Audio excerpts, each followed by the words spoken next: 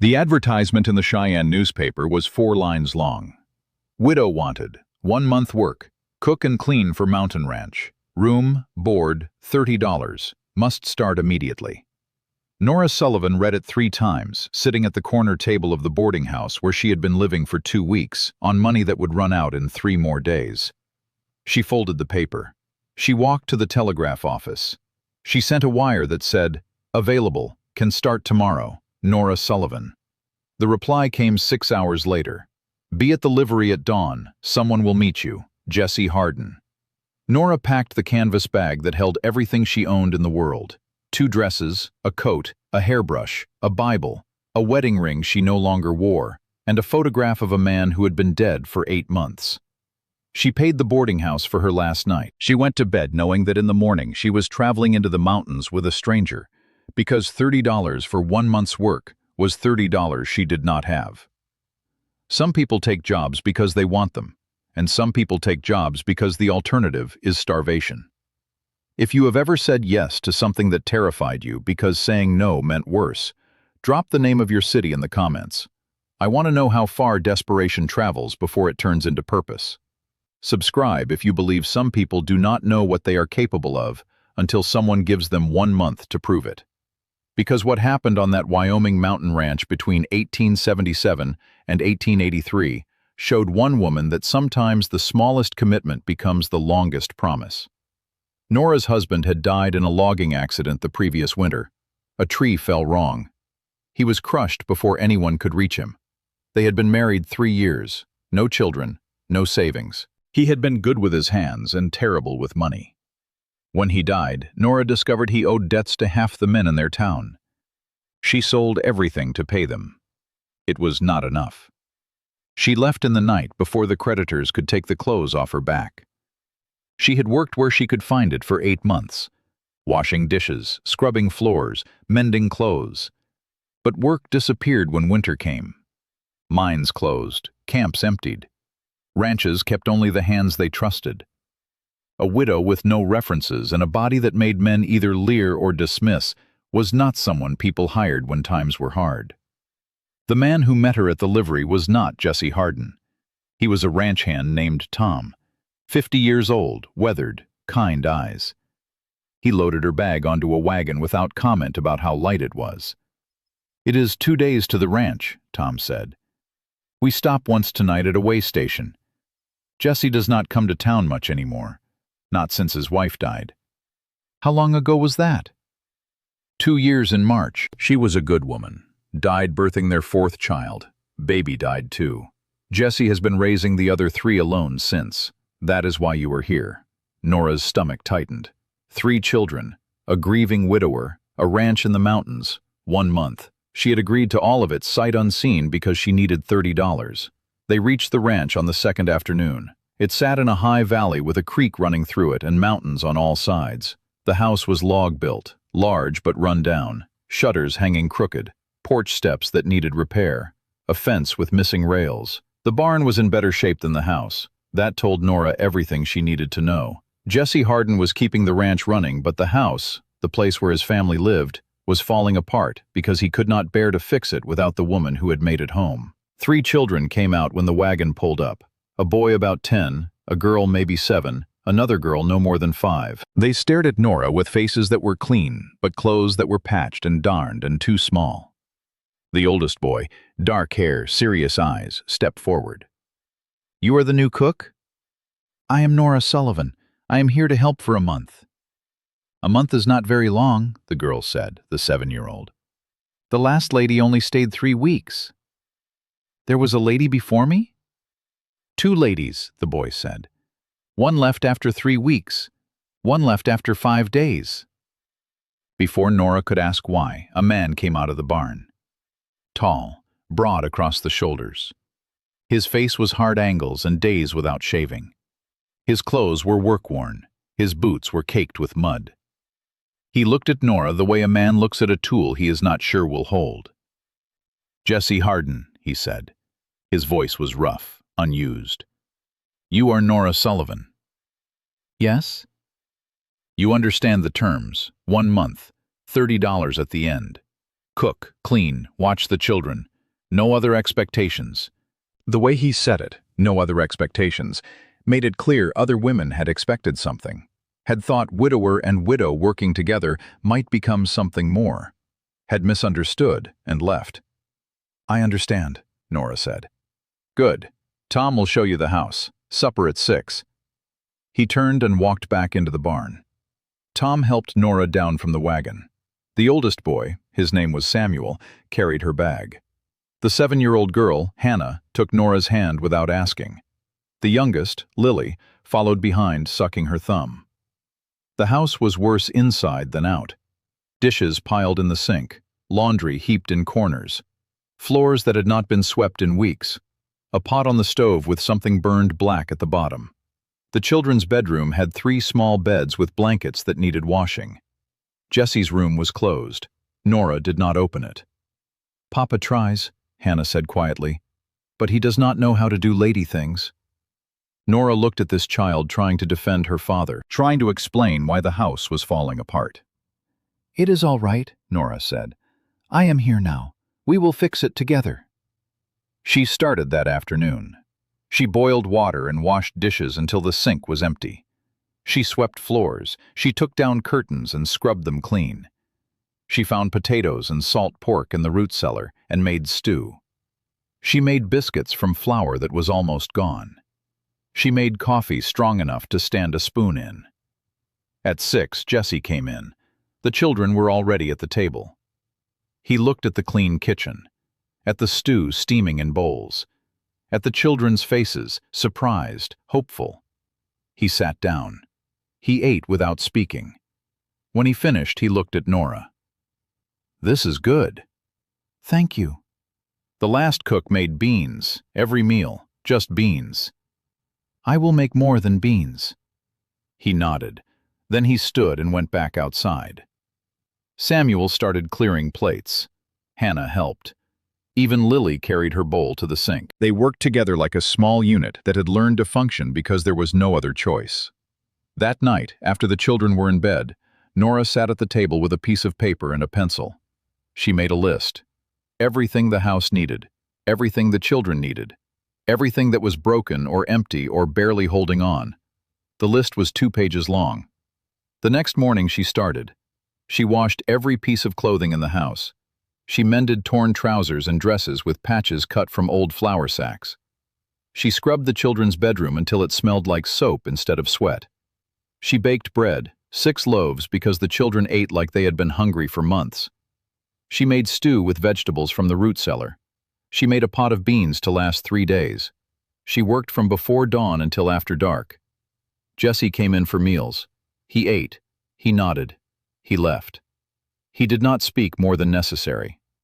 The children watched Nora like they were afraid she would disappear. On the 3rd day, Lily climbed into Nora's lap while she sat mending and fell asleep there. Nora held her and kept sewing. At the end of the 1st week, Nora approached Jessie in the barn. He was repairing a harness. She stood in the doorway until he looked up. "The children need new clothes," she said, "and the house needs supplies. Flour, sugar, salt, lamp oil. I made a list." He took the list, read it. "This is a lot. It is a year's worth of neglect. You have been keeping this ranch alive, but you have not been keeping this house alive. I can fix it, but I need supplies." Jessie looked at her, really looked. "You have been here 1 week. Yes, you have done more in 1 week than the other women did in a month." "The other women were not widows," Nora said quietly. "They were women looking for husbands. I am not. I am looking for work. There is a difference." Something shifted in Jessie's face. "I will go to town tomorrow. Get what is on the list. I need to go with you. To pick fabric for the children's clothes."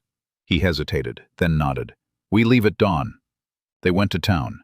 Jessie bought everything on the list without question.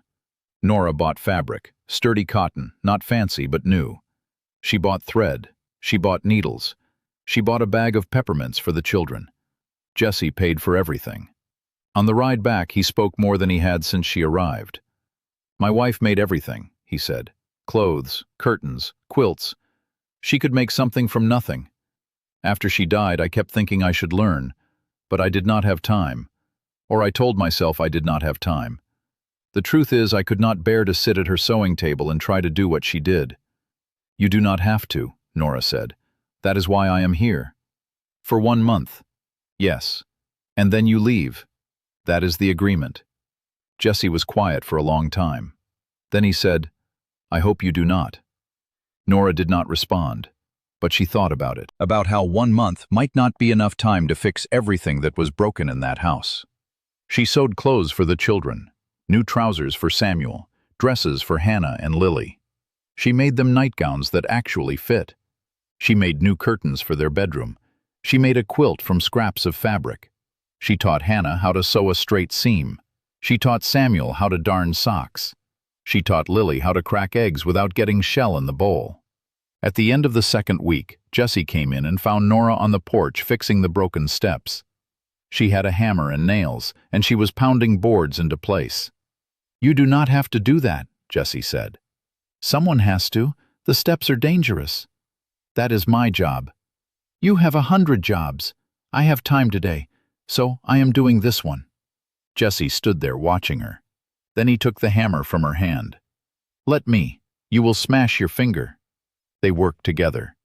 Jesse held the boards. Nora handed him nails. By sunset, the steps were fixed. They sat on the newly repaired porch and drank coffee. The children played in the yard. The mountains turned purple in the distance. "You are good at this," Jesse said.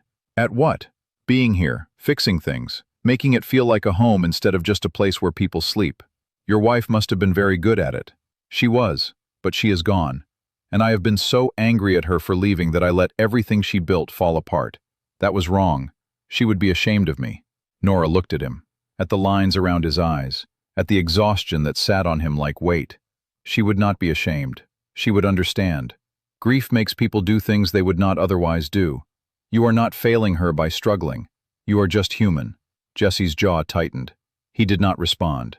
But the next morning, Nora found a new set of curtains hanging in the kitchen. Jesse had taken down the old ones and put up the ones she had made. He had done it before dawn, so she would not see him do it. But she knew. The month ended. Jesse paid her $30. He stood in the kitchen holding his hat and not looking at her. "I need to ask you something," he said. "All right. Would you stay another month?" "For the same terms?" "Yes, same pay, same work." "I know you said 1 month, but the children—" He stopped. "They have not smiled this much since their mother died. I do not want to take that away from them."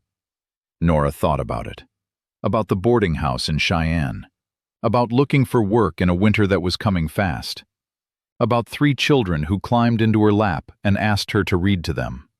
About a man who was trying to hold his family together with hands that were better at fixing fences than braiding hair. "I will stay another month," she said. She stayed another month, then another. Winter came. Snow locked them in the valley. Nora taught the children to read better. She taught them arithmetic. She taught them how to cook and clean and do the work that kept a household running. Jesse worked outside, even in the cold. He came in for meals. He started sitting by the fire in the evenings instead of going to bed immediately after supper. He started talking. Not a lot, but enough. He told her about his wife, about how they met, about the ranch they built together, about the children they had, about the baby that died and took his wife with it. He told her about the year after when he thought about selling the ranch and leaving, about how he stayed because his children needed the routine, needed the mountains, needed something stable. Nora told him about her husband, about the debts, about running, about the 8 months of work that barely kept her alive, about the terror of being alone with no money and no future. They were both lonely people. They understood that about each other. But they did not try to fix it with each other. They just sat in the same room and let the loneliness be a little less sharp. In the spring, the ranch had problems. Fences were down from the snow. 3 cows were sick. A section of the barn roof had collapsed. Jesse worked dawn to dark, trying to keep everything from falling apart. He stopped sleeping. He stopped eating properly. Nora watched him run himself into the ground. One morning, she found him in the barn, unconscious. He had passed out from exhaustion. She got Tom to help carry him to the house. She put him to bed. She sent Tom to get the doctor from town. The doctor came and said Jesse was exhausted. He needed rest. A week at least. Jesse tried to argue. The ranch needed him. There was too much work. "Tom and I will handle it," Nora said. "You do not know ranch work." Then I will learn. She did. She learned to mend fences. She learned to birth calves. She learned to doctor sick cows. She worked alongside Tom and two hired hands, who looked at her like she was insane, but helped anyway, because she asked questions and listened when they answered. She worked 16-hour days. She came in bone-tired and covered in mud and manure. But the ranch held. When Jesse finally got out of bed a week later, he walked outside and saw the fences mended, saw the cows healthy, saw the barn roof patched. He stood there staring. Then he came back inside and found Nora in the kitchen making bread. "You saved the ranch," he said. "No, I kept it running for a week. You built it. You save it every day. I could not have done it alone, not anymore, not without you." Nora looked at him. "Then hire someone permanent." "I do not want someone permanent. I want you." The words hung in the air. Jesse's face went red. "I mean, I want you to stay, as the housekeeper. I am not asking—" "I know what you mean," Nora said quietly. "And the answer is, yes, I will stay." She stayed. The months became a year, then 2 years, then 3. She was not just the housekeeper. She was the person who made the household run. She kept the books. She ordered supplies. She hired and fired hands when needed. She became the backbone of the ranch while Jesse was the muscle. The children grew. Samuel became a young man who worked beside his father. Hannah became a girl who could sew and cook and manage a house. Lily became less shy, started talking more, started laughing. Nora grew too. She learned ranching. She learned business. She learned that she was good at things she had never tried because no one had ever let her try. She learned that being needed was different than being used. She learned what it meant to build something instead of just surviving. In the 4th year, the ranch had a crisis. The bank threatened foreclosure. Drought had killed half the grass. The cattle were thin. Money was gone. Jesse sat at the table with his head in his hands. "I am going to lose it," he said. "Everything Emma and I built, I am going to lose it." Nora looked at the books, looked at the numbers. Then she went to her room and came back with a tin box. She opened it. Inside was money. Not a lot, but enough. "What is that?" Jesse asked. "My wages, 4 years' worth. I never spent them. I kept them in case I needed to run again. But I am not running anymore. Use it. I cannot take your money. It is not charity. It is an investment. I am investing in this ranch, in this family. Use it to get through the drought. When the grass comes back, you pay me back." Jesse stared at her. "Why would you do that?" "Because this is my home now. And you do not let your home fall apart when you have the means to save it." The money got them through. The grass came back the next spring. The cattle fattened. The ranch survived. Jesse paid Nora back with interest. She took the money and put it back in the tin box. In the 5th year, Tom died. Heart gave out in the middle of the night. Jesse and Nora buried him on the hill behind the house. At the funeral, Jesse stood beside Nora and said, "Tom told me once that you were the best thing that ever happened to this ranch. I told him he was wrong. You are the best thing that ever happened to this family." Nora did not respond. But she reached over and took his hand. He held it.